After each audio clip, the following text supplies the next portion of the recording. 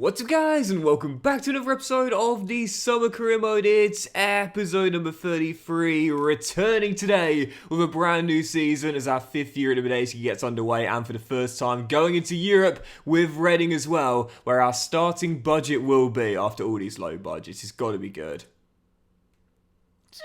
24 million? Are you kidding me? That is lower than season 3, our first year in the Premier League. We're in Europe, guys. We're in Europe. We're defending a trophy. Where's the money? And what European competition are we playing in, by the way? Is it Europa League or is it Conference League? It should be Europa League, and it is indeed Europa League.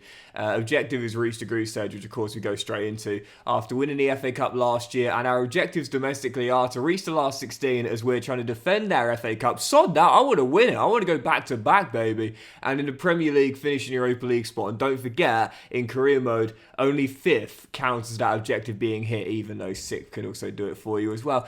What? I mean, listen, to be fair, can I just say again, I keep needing to clarify this.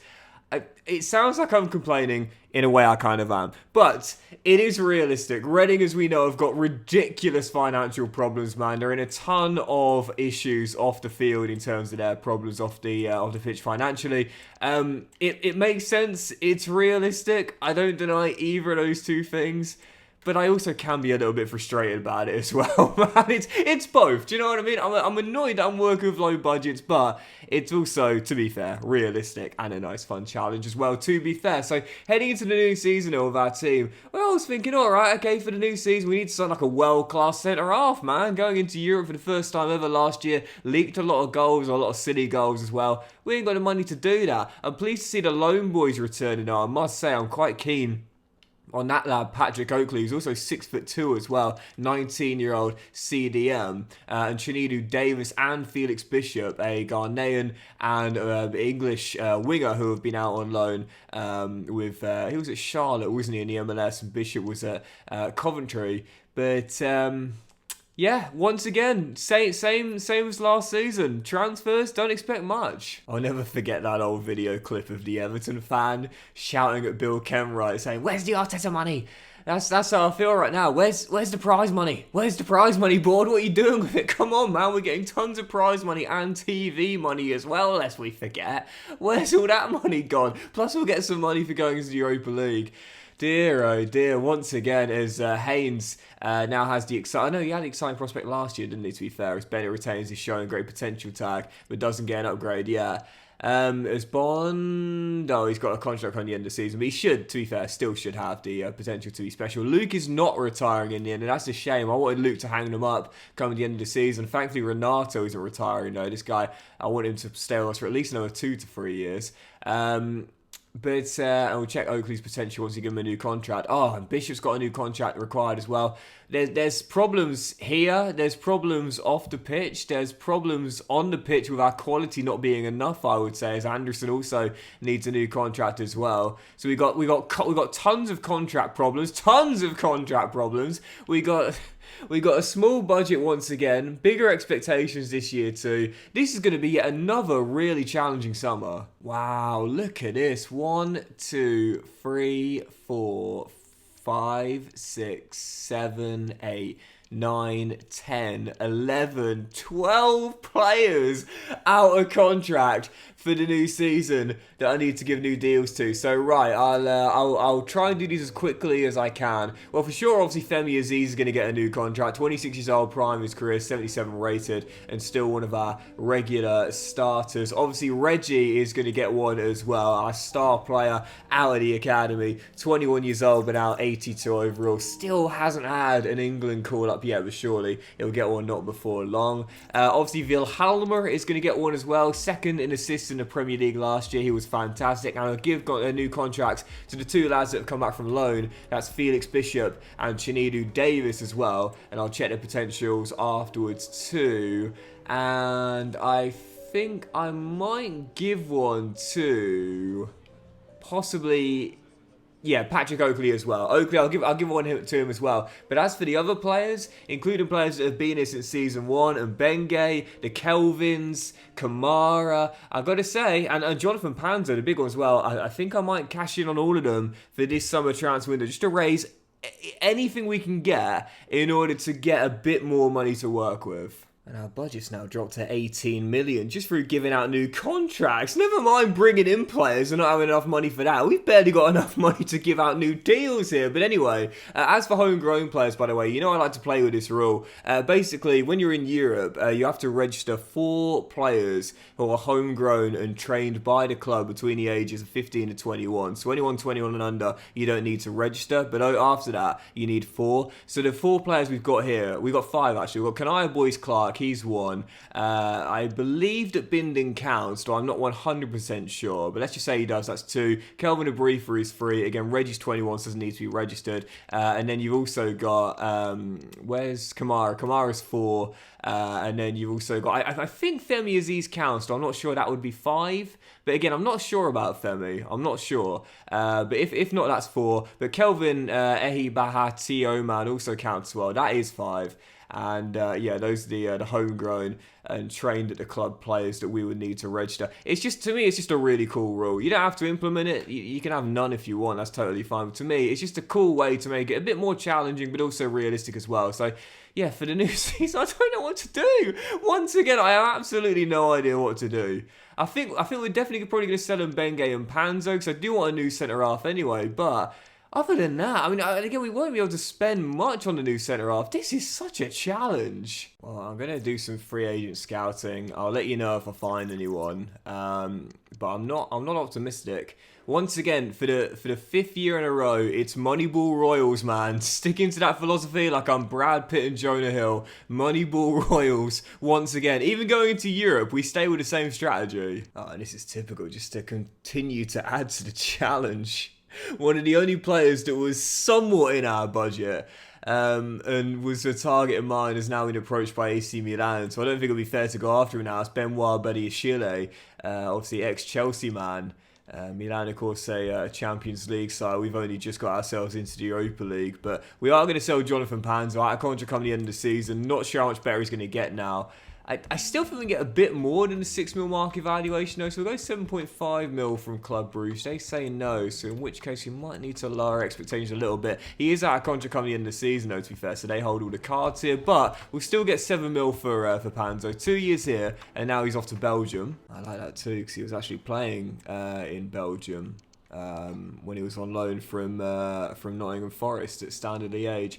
He might go to Osasuna instead. Hopefully 7.5 mil. No, might still be able to get a little bit more. One thing I would love to do in career mode, the option I'd love to have the option, is to like tell a club to meet an offer as an asking price, if you will, and anything under that, it just gets flat out rejected, because that way, like, sometimes you might negotiate with a club and one will pay, in this case both pay 7 mil, but let's say like Osasuna might have said they'll pay 7.25 mil. In Football Manager, you can then go back to that club, in this case it'll be Club Brugge, and say, listen, we've had a higher offer, so you need to now meet that offer of, again, what could be 7.25 mil, otherwise we're going to turn your bid down. That to me is another bid comes in for one of the players I'm targeting. That to me would make things a little bit better and a little bit more realistic to us. And Benge's off to Portugal. Well, he has turned down Club Brugge. It looks as though he's on his way to Osasuna.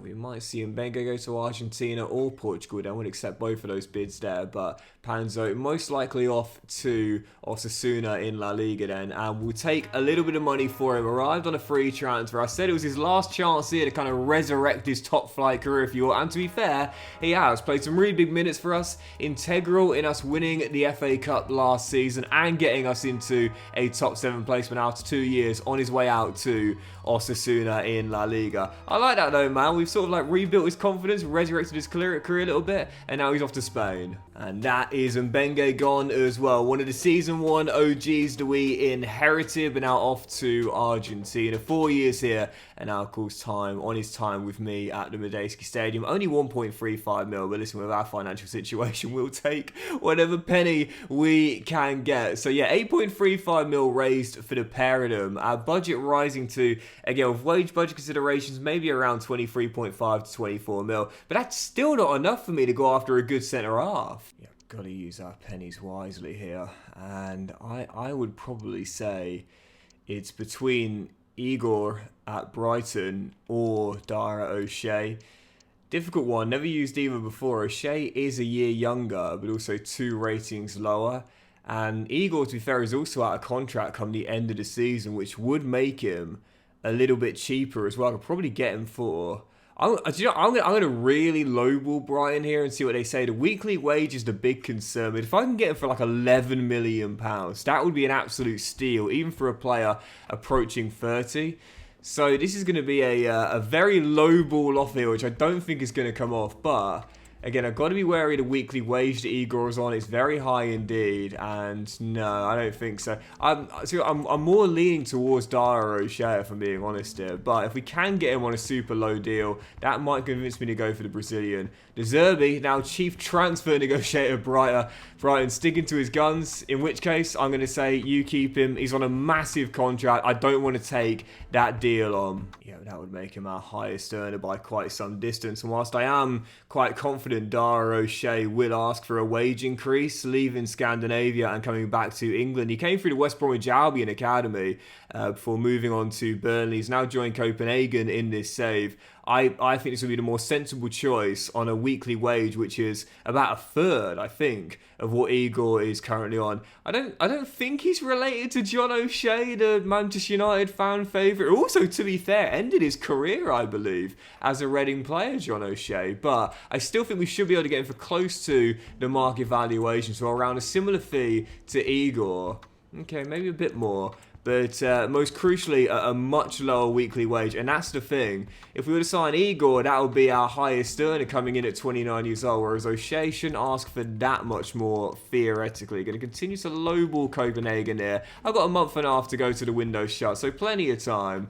Plenty of time to get the deal that I want. And we'll go 16 mil, 3 mil over the market valuation, and Copenhagen say, yeah, O'Shea's coming back to England. Yes, no relation to one of Ireland's most capped players ever, John O'Shea. He'll always be remembered as a Manchester United fan favourite, and he again did retire as a Reading player, but now we've got possibly his predecessor. Time moves on quickly in football. He's now 28 years old. I remember when he was a sprightly young lad out of the West Bromwich Albion Academy, and after moving on to Copenhagen, he's now returned to the Premier League and playing Europa League football as well, coming in on a 4-year, 40 grand a week deal, to be fair, quite pricey. Welcome to the Medeski Stadium, Dara O'Shea. Yep, senior international with the Republic of Ireland. He would have played European football with Copenhagen, we assume, and still getting better in the prime of his career. The strength could be a little bit better as you want a super tough tackling CB. He's not the quickest, but defensive stats pretty solid, and crucially as well, 74 short pass and 73 ball control means he's comfortable when playing out from the back at 6'2" as well.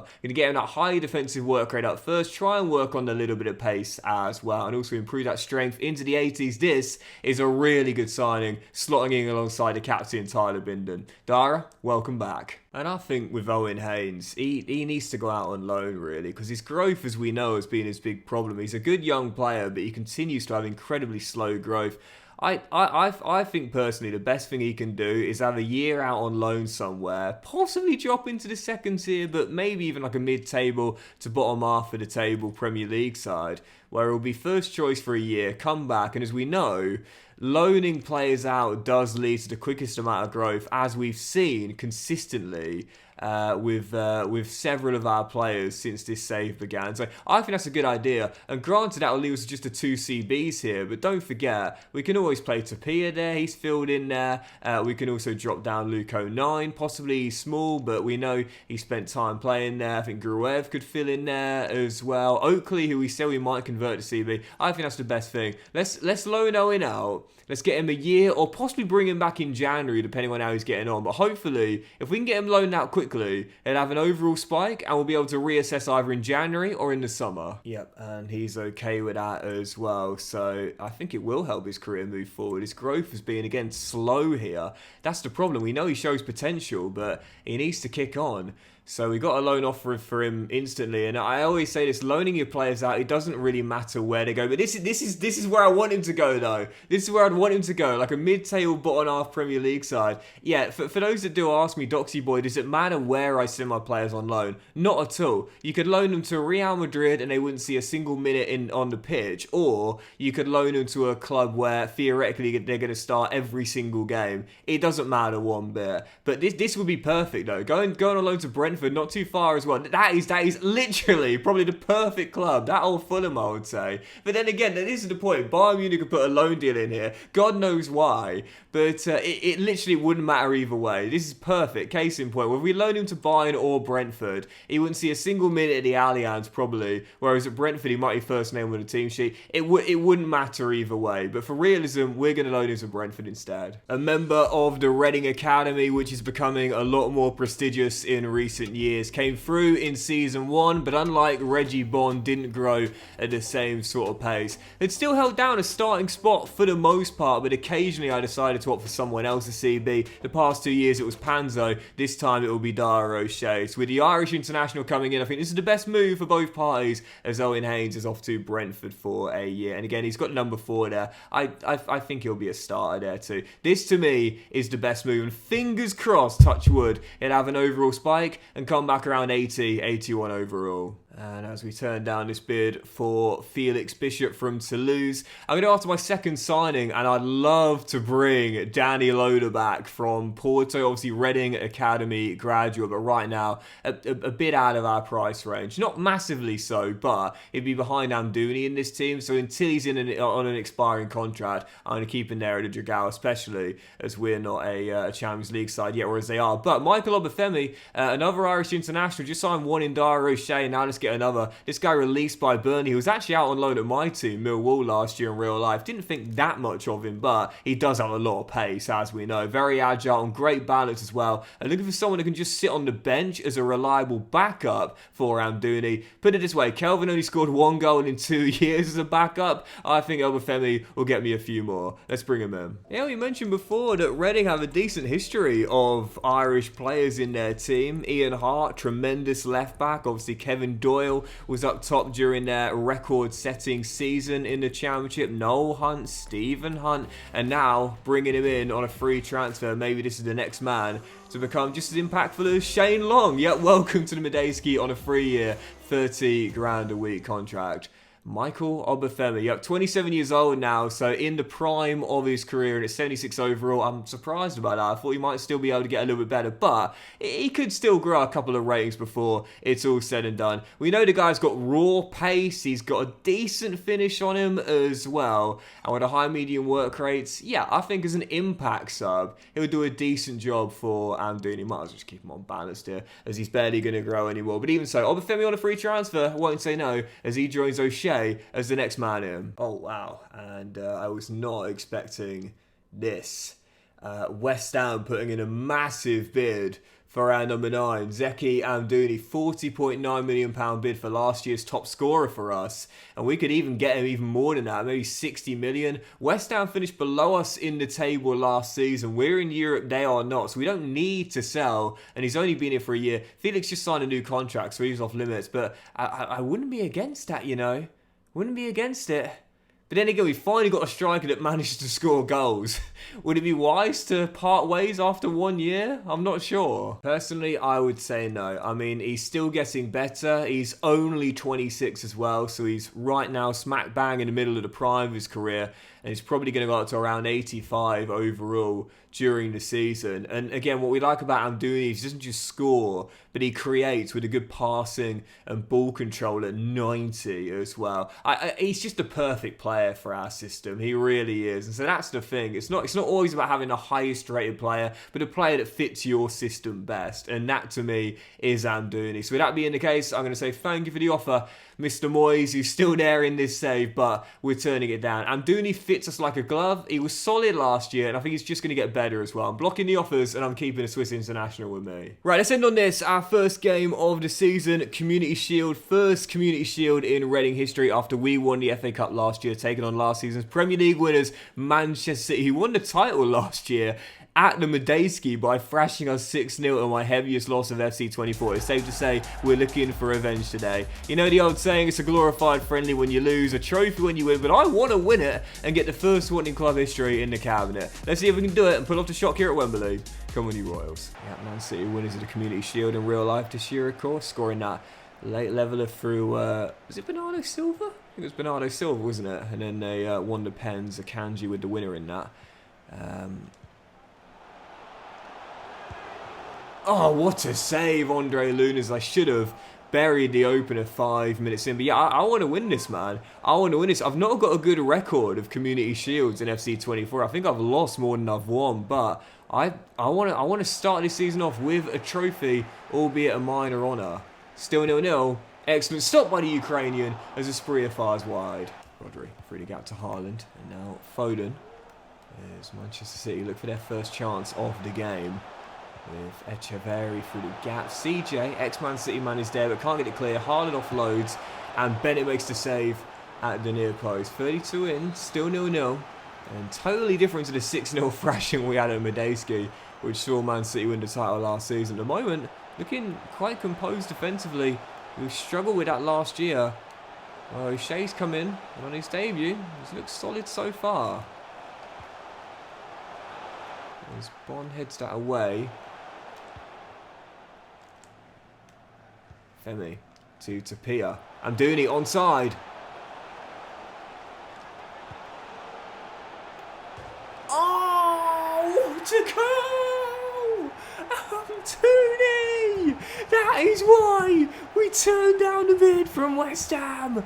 This guy is fantastic on his day. That's the problem. He's not being consistent with us when he's on his day. Oh my goodness gracious me. Channeling is in Hazard and Shaqiri. Speaking of Swiss players that know how to chip the ball, that is glorious. Over Lunin, it went up so high in the air and came down. I'm surprised not with snow on it. Amdouni opens the scoring at Wembley. What a wonderful, wonderful goal. Haaland taking it over the halfway line. Reggie's going to go with him from left to right and make the interception. He did not want to let Haaland go there. That was personal between the pair of them.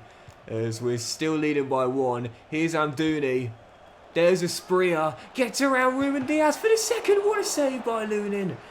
Lunin keeping Man City breathing for now. Well, last year at Wembley, we were the villains.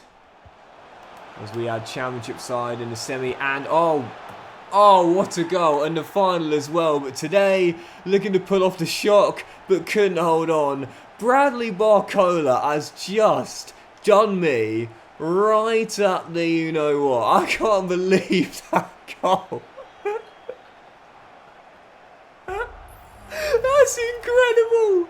I thought my goal was good. Oh, no. Captain, I think, megged by Double B, but it's all about the finish and it gives Bennett no chance. It's going to be pens to decide the winner in the Community Shield. What a goal! As Bond goes down on the back of a crunching tackle. That's the last thing we wanted, man. As Karev hits it long. Reggie's had a solid game out there today. O'Shea, Nibs for the win. Oh no, Lunin again. Andre Lunin, there is no way we beat him on pens, man. He's going to save all 3 like he's Diogo Costa. Unbelievable goalkeeping display. And oh, it's dropped past everyone.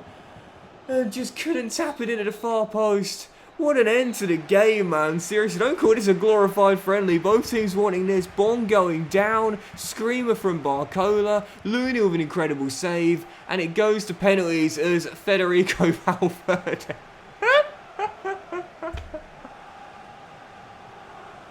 Oh, the Charity Shield, man. No matter what anyone says, it's always good value. Pens it is. The temptation to put Bennett as number 5 is unbelievable. But no, I want this, man. I want this. So go with your best takers. I don't trust Reggie with a low finishing stat, really. I'm going to take him out of the top 5. And actually, but kind of... No, I'll keep Reggie there. But I want Harvey taking my number 1 though. He's so technically good, even though he did just miss that chance right at the end. But anyway, here we go. Penalty shootout for the Community Shield. Man City won it in real life. Can we get the best of them here? It's going to be Harvey to take our first. And I trust Mr. Nibs, man. He very rarely lets me down. And he's not going to from the spot either. And it'll be Erling Haaland first up. Oh, perfect. Renato Tapia. Normally, if I score that way, I'd go that way. But this time, I'm going to change it and go top left here against Andre Lunin. Try and keep him on his toes and sends him the wrong way as we take the lead once more. Heung-min Son. I think they're changing this time now. And Son squeezes it underneath Bennett to make it 2-2. Next up is Yasser Asprilla. I must say, I'm not feeling overly confident with. I'm going to try something different here. Try and bend it into the bottom left. Wrong decision as Bradley Barcola, who scored that screamer, also scores. I go the right way so often. This is why my penalty shootout record is so bad, because I go the right way so often, but I very rarely get gloves on it. Femi Aziz really needs to score, and does, to level it. But we need a save. We need a save from Aaron Bennett as Foden also, I just can't save it, man. I really can't. I don't know what it's going to take, but Reggie must score. Otherwise, it is Community Shield for Manchester City and third in Guardiola's tenure, I believe. I'm not feeling one bit confident, I'll be honest here, especially because he's carrying the knock as well as our number 2. To be fair, keeps us alive, but I've gone the right way 3 of the 4 times, haven't made a save, and I don't think it'll happen here either. Just go, Gvardiol to give Man City the Community Shield. I mean, I just don't know what else to do. I don't know what else you can do. 4 out of 5 pens I go the right way, and Bennett doesn't get fingertips on any of them. That is why my record on penalty shootouts is so bad in EAFC 24. I go the right way so often, but get nothing on it. Charity Shield belongs to Man City, and it's all about being as clinical as it gets. Bradley Barcola at the top corner in normal time to force a shootout. The pens were literal perfection. And that'll do it for today's episode of the Summer Career Mode, guys. So big thank you for watching the season opener. If you have enjoyed it, then please do drop a like. Much love to you all. Have a fantastic day. I will return in the next episode, which is always one of my favourite of a new Career Mode season, because we've got the second part of the summer transfer window. We might still make a new signing with 6 mil in the budget, but I wouldn't bank on it. We'll have more games in the Premier League, or I should say our first games in the Premier League, but also as well, what I'm really looking forward to, the draw for the Europa League group stage, as Reading are heading into Europe for the first time ever, and I can't wait to see who we've been drawn against. Have a fantastic day, guys. Much love to you all, and I'll see you for the next episode of the Summer Career Mode very soon.